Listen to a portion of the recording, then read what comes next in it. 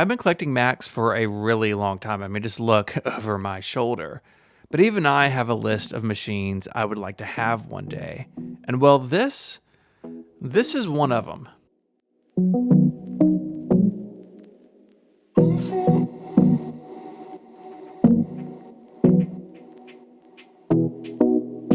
Back in the fall of 1991, Apple introduced its first PowerBook line. There were 3 models you could choose from. There was the PowerBook 100, which was basically a reimagined Mac portable that had been redesigned and scaled down by Sony. It sold for about $2,500, a full $4,000 less than its chunky predecessor. And then there was the PowerBook 140 in the middle.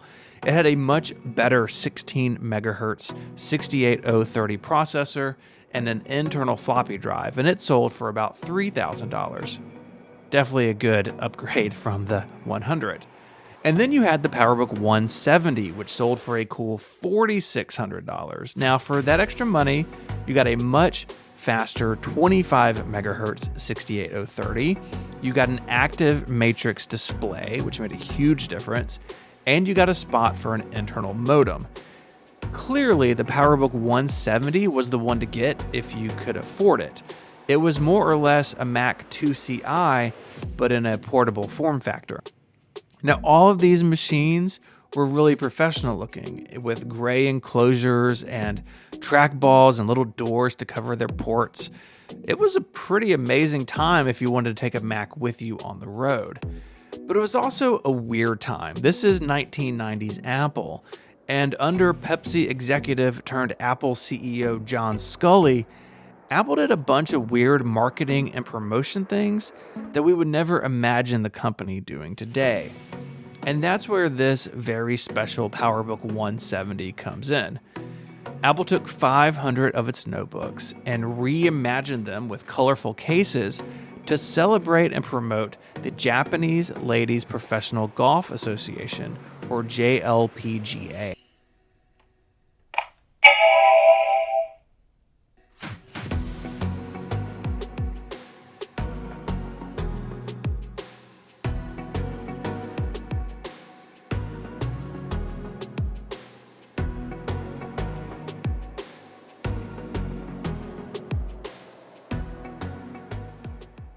The gray case was replaced with a bunch of colorful pieces in yellow and green and blue and red and white.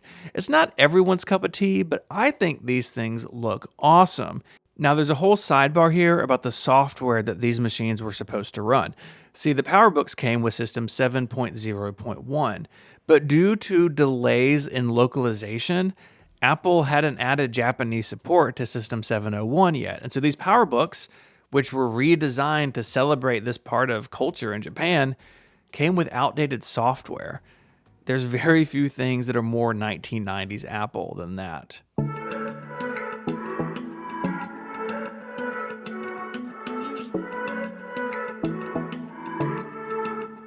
Now, you may have noticed that the port door is missing on this particular example. On the JLPGA models, this would have been a piece of red plastic to cover up the ports.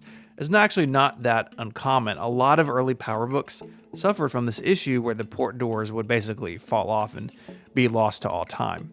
It doesn't distract me or detract from this experience because this is still a really rare special computer, but I thought that I should point it out.